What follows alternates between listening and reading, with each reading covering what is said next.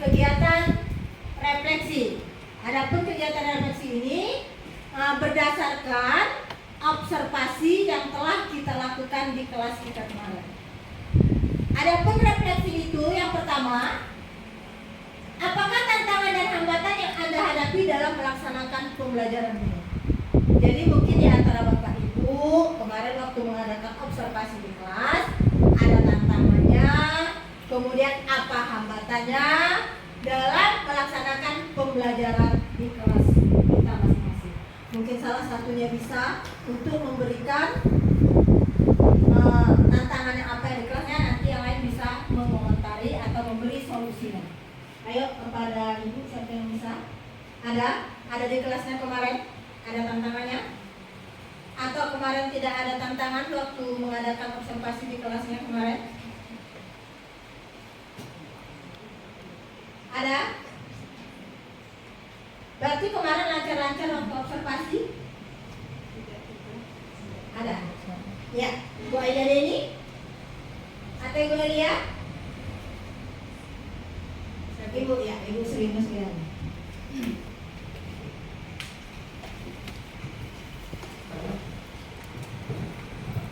Assalamualaikum warahmatullahi wabarakatuh. Waalaikumsalam warahmatullahi wabarakatuh. Baiklah, sini saya akan merefleksi, mengevaluasi dari hasil observasi yang dilakukan di kelas oleh Ibu Kepala Sekolah kemarin yang sudah saya lakukan di kelas saya.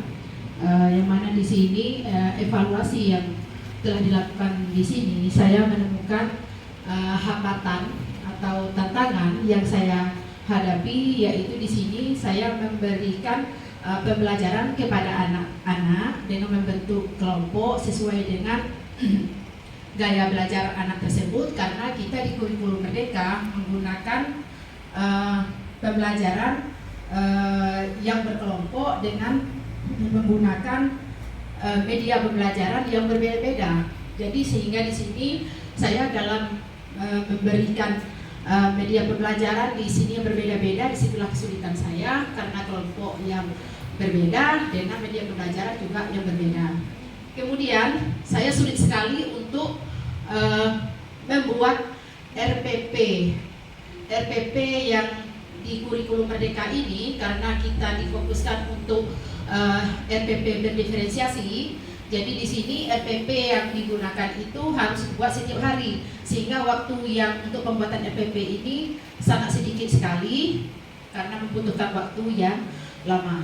Jadi mungkin sebelumnya saya sudah mencoba untuk membuat RPP berdiferensiasi di kelas, memberikan pembelajaran dengan cara berkelompok, mengelompokkan anak sesuai dengan kebutuhan anak yang berbeda.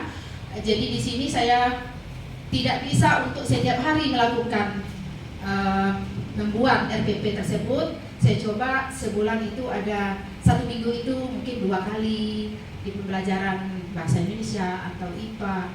Tapi mudah-mudahan untuk selanjutnya saya akan mencoba untuk ajaran baru. Di situ Bu, tantangan bagi saya, hambatan yang saya alami setelah melakukan observasi di kelas. Itulah evaluasi dari saya. Terima kasih.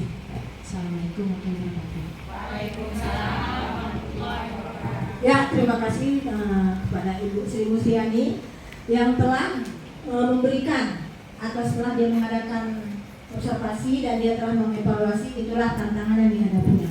Mungkin dari kawan yang lain ada lagi kepada Ibu Epinalita. Assalamualaikum warahmatullahi wabarakatuh. Di sini saya dari kelas 1A. Apakah tantangan dan hambatan yang dihadapi dalam melaksanakan pembelajaran? Nah, di sini tantangan yang saya sangat rasakan itu adalah kesulitan fokus murid terhadap kegiatan belajar di dalam kelas. Nah, hal ini terjadi seperti hakikatnya dalam kurikulum Merdeka adalah kegiatan kurikulum yang dibuat sekarang untuk membantu minat bakat anak, khususnya anak pada fase A. Nah, di sini kenapa anak tidak fokus mungkin bisa jadi dari sarana dan prasarana yang memang kita juga baru menggunakan kurikulum ini, dan situasi kelas juga yang masih belum mendukung dengan berbagai macam teknologi yang harus kita gunakan, seperti contohnya kayak laptop, terus juga infocus. Jadi insya Allah jika itu ada, insya Allah anak-anak bisa lebih fokus untuk menerima pembelajaran yang disampaikan oleh gurunya. Nah, terus itu yang pertama. Kedua, hambatan yang saya rasakan yaitu butuhnya orang tua dalam kegiatan pembelajaran, peran aktif dari orang tua. Karena dalam pembelajaran kita di kurikulum Merdeka ini ada banyak kegiatan yang memang membutuhkan peran orang tua, contohnya seperti P5. Nah, di sini kita memang banyak harus melibatkan orang tua dalam kegiatan tersebut, sehingga orang tua ini tahu gimana nih gaya belajar yang terbaru sekarang seperti apa. Sekarang sudah sangat berbeda ya antara kurikulum Merdeka dengan yang kurikulum yang lama. Nah, itu. Kemudian yang ketiga yaitu adalah sumber daya manusia, yang mana saya sendiri merasakan di saat kurikulum yang lama kemudian harus revolusi dengan kurikulum yang baru, kita memang harus banyak belajar, mulai dari pengembangan diri kita terhadap berkolaborasi dengan teman-teman sejawat kita, kemudian juga kita harus banyak belajar dari sisi manapun, salah satunya juga YouTube, PMM, dan mengikuti pelatihan-pelatihan yang diadakan oleh kementerian atau juga dari dinas kecamatan kabupaten kita masing-masing. Nah, itu yang saya rasakan untuk di tantangan dan hambatan dalam pembelajaran. Terima kasih. Ya, terima kasih kepada Ibu Reta. Setelah kita melihat dari kedua guru tadi, dia mewakili yang tadi dari kelas atas dan kelas bawah, mungkin tantangan kita atau hambatan kita itu semuanya sama, tetapi dengan kebutuhan anak yang berbeda-beda. Kalau di kelas tinggi tadi dia tentang pemetaan anaknya. Kemudian kalau di kelas rendah tadi atau di kelas awal tadi, kita mungkin dari sarananya, dari penggunaan alat-alat atau media yang digunakan oleh guru, dan juga dari sumber daya guru tersebut. Tapi insya Allah ke depannya, apabila kita sudah tahu apa dan bagaimana untuk ke depannya, mungkin kita akan berusaha untuk memperbaikinya. Mungkin saya rasa bagi teman-teman yang lain, sepertinya tantangannya dan hambatannya mungkin sama ya. Kemudian kita lanjut lagi kepada yang kedua adalah bagaimana langkah-langkah yang sudah Anda lakukan selama ini dalam menghadapi kesulitan. Mungkin ada lagi? Iya, Ibu Nurhayati. Terima kasih Bu atas waktunya. Di sini saya dalam melakukan kegiatan pembelajaran di kelas itu sesuai dengan apa tadi yang disampaikan oleh teman-teman. Pada dasarnya kita pasti punya kesulitan-kesulitan di dalam menyiapkan kegiatan pembelajaran kita di kelas, terutama mungkin menyiapkan media ajar kita. Nah, tadi tantangannya sudah disebutkan oleh teman-teman. Nah, langkah-langkahnya. Nah, yang saya lakukan sesuai dengan materi misalnya yang saya ajarkan dengan anak, langkah-langkah yang dilakukan dalam menghadapi kesulitan dalam pembelajaran, yaitu saya dengan mencari informasi melalui internet. Mungkin saya kesulitan kalau misalnya langsung kita berpikir, mungkin tidak ketemu, yang tidak mau buka Google untuk mencari jawabannya gitu. Jadi buka internet, cari informasi sesuai dengan materi yang kita ajarkan di kelas. Nah, kemudian tentu tidak hanya cukup di internet saja kita mencari informasi untuk mengatasi kesulitan yang dihadapi, yang saya rasakan. Saya juga harus mencoba berkonsultasi atau berkolaborasi dengan teman sejawat, mencari informasi yang sesuai dengan kesulitan yang saya hadapi di dalam memberikan pembelajaran.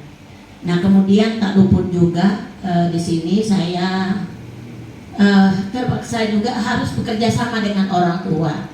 Mungkin saya kesulitan dalam menyiapkan dari sekian anak, harus punya media yang cukup sesuai dengan kebutuhan yang materi yang kita ajarkan dari masing-masing siswa.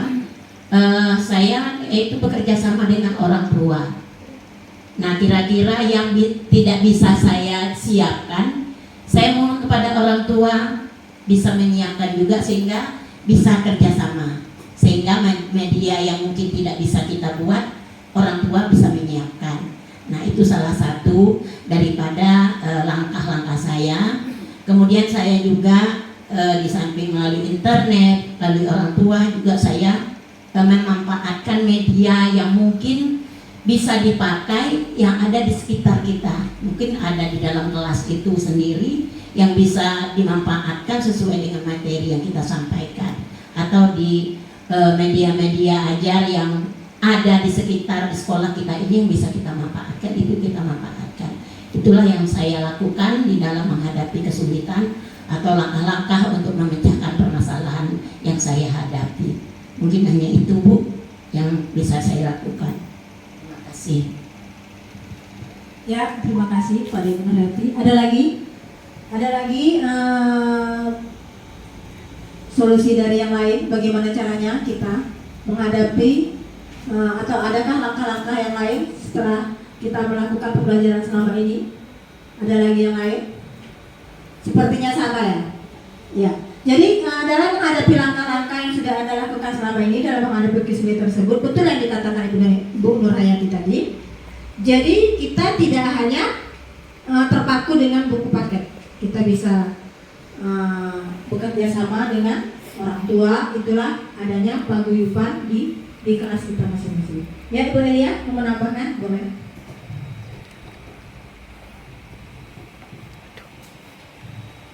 Assalamualaikum warahmatullahi wabarakatuh. Waalaikumsalam warahmatullahi wabarakatuh. Baik, terima kasih. Saya akan mencoba menambahkan sedikit bagaimana langkah-langkah yang sudah Anda lakukan selama ini dalam menghadapi kesulitan tersebut. Mungkin saya hanya menambah sedikit, kurang lebih hampir sama dengan apa yang disampaikan oleh Bu Nurhayati. Yang pertama, saya mencoba merubah gaya belajar, gaya mengajar saya, bagaimana supaya anak-anak tersebut minat atau antusias, semangat dalam mengikuti pelajaran. Kemudian yang kedua, saya mencoba mengelola waktu sewaktu pembelajaran supaya waktu yang saya lakukan dalam pembelajaran tersebut benar-benar efektif dengan tidak mengulur-ulur waktu, dan apa yang saya sampaikan anak tersebut bisa menerimanya dengan baik. Selanjutnya saya juga mencoba berdiskusi dengan rekan sejawat sesama guru, bagaimana selama saya mengajar, bagaimana melihat saya mengajar kesulitan saya meminta solusi atau jalan keluar yang baik. Mungkin hanya itu yang dapat saya sampaikan mengenai langkah-langkah yang sudah saya lakukan untuk supaya lebih efektif lagi dalam pembelajaran. Terima kasih. Baik, terima kasih Bu Elia. Ada lagi? Ada lagi? Ya, Ibu Aida Deni, boleh. Assalamualaikum warahmatullahi wabarakatuh.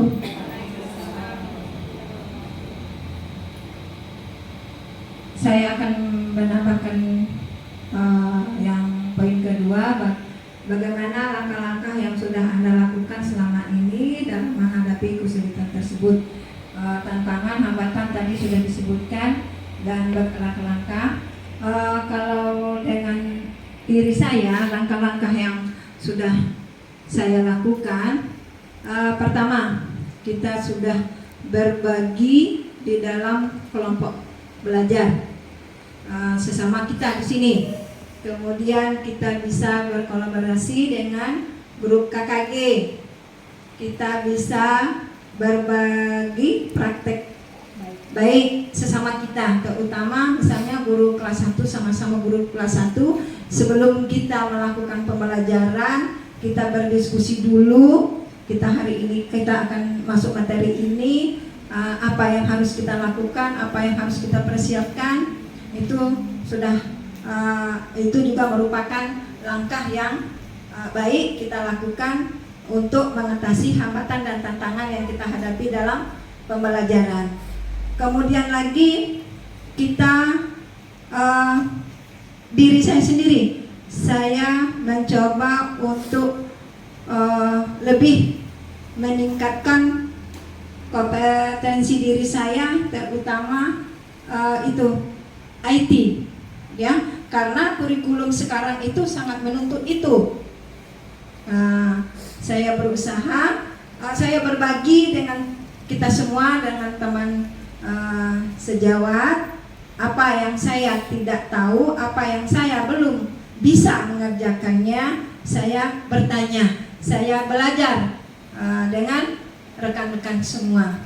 Itu yang sudah saya lakukan untuk menghadapi tantangan atau hambatan yang saya dapatkan, saya rasakan pada saat saya melaksanakan pembelajaran di kelas. Demikian, wassalamualaikum warahmatullahi wabarakatuh.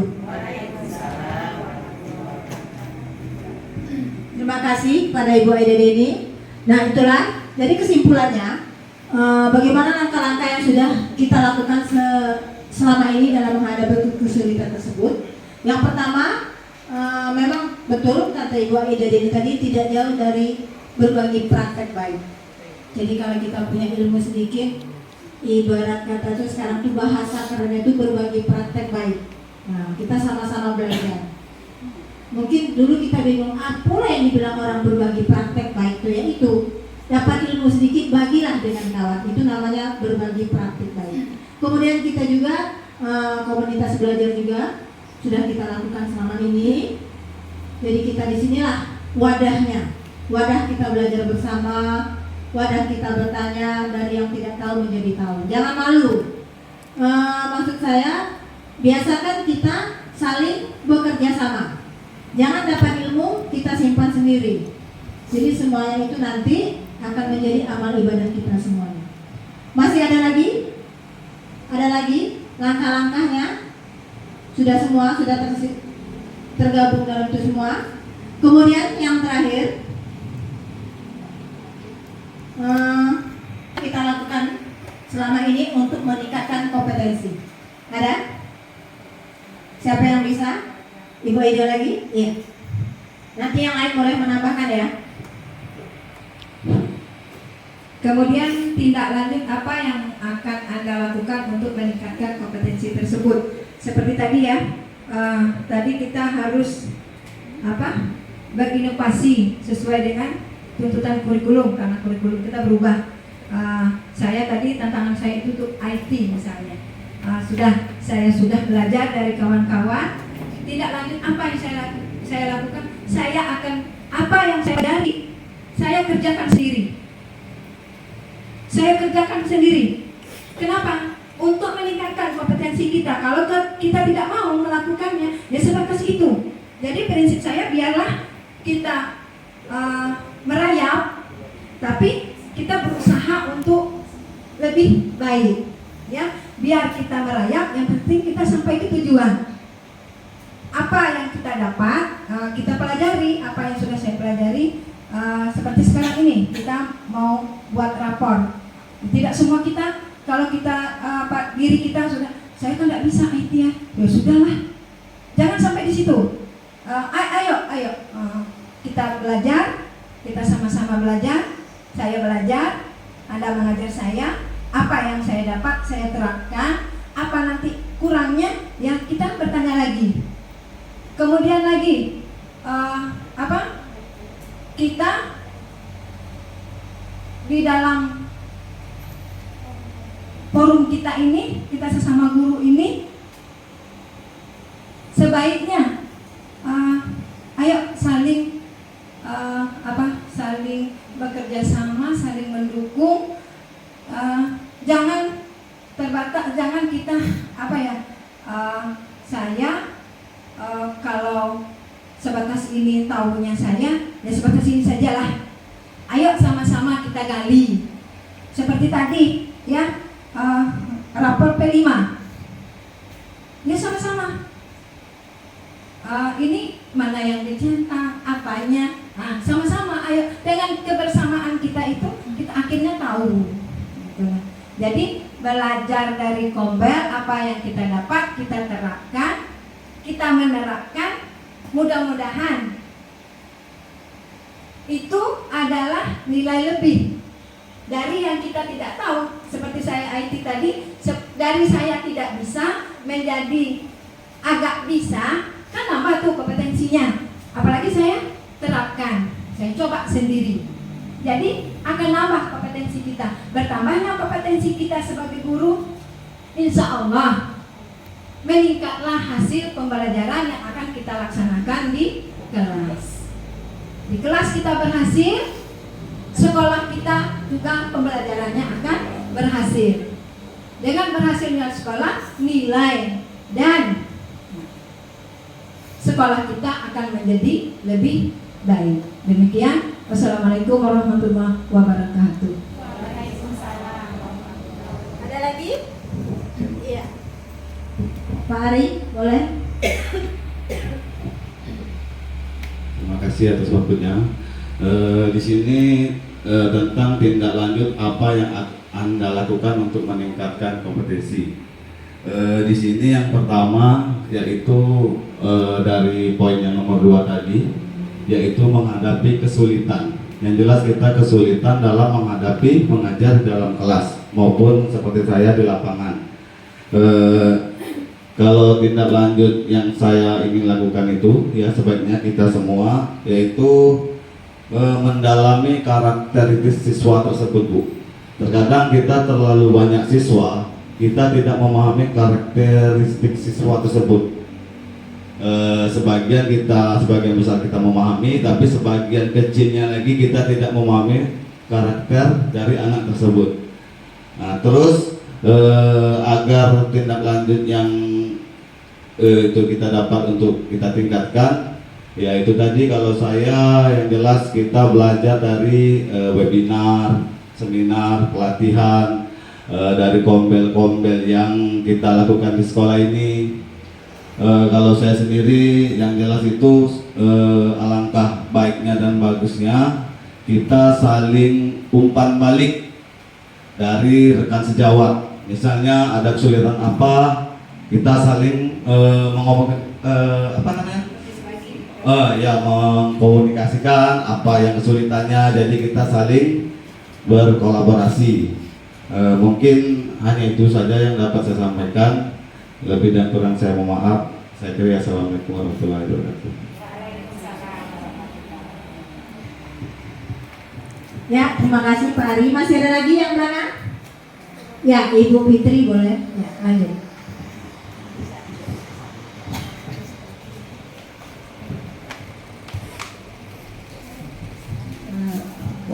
Terima kasih Bu atas waktunya. Saya cuma menambahkan sedikit. Sebenarnya di kurikulum Merdeka Belajar ini yang dituntut untuk kreatif itu bukan anak, tetapi gurunya. Jadi menurut saya tindak lanjut yang akan kita lakukan adalah guru harus kreatif, terutama dalam menciptakan media mengajar. Itu yang terpenting. Kalau kita terfokus pada anak, itu tidak bakalan bisa, Bu. Kalau saya baca-baca di artikel-artikel Merdeka Belajar. Jadi yang terfokus sekarang guru harus kreatif. Walaupun sesederhana mungkin kita bisa menciptakan sesuatu yang membuat anak itu menyenangkan di dalam kelas. Contohnya saya kemarin matematika. Anak itu sebenarnya tidak suka belajar matematika kalau di kelas saya. Kemarin masuklah anak yang observasi, anak Unja.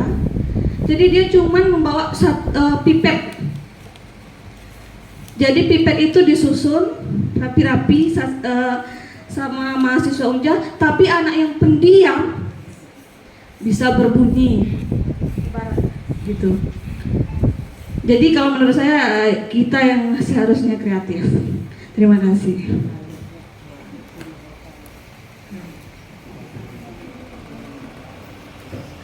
Ya, terima masih ada lagi yang belakang? Masih? Nah, di sini tindak lanjut apa yang akan kita lakukan untuk meningkat kompetensi?